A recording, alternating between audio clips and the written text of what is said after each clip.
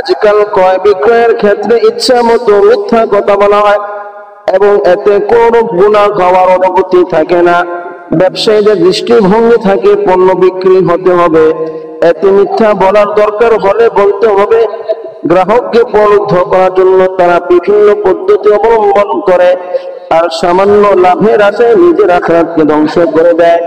এই কারণে রাসূলুল্লাহ সাল্লাল্লাহু আলাইহি ওয়াসাল্লাম বলেন, মুত্তাকি সৎ ও সত্যবাদী ব্যবসায়ী ব্যতীত অধিকাংশ ব্যবসায়ীকে কিয়ামতের দিন গুনাহগার অবস্থায় ওঠানো হবে।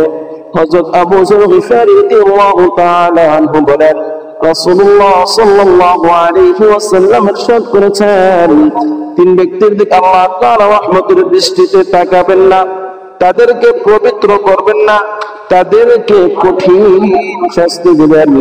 আমি বললাম, ইয়া রাসূলুল্লাহ, এমন হতভাগা কারা হবে?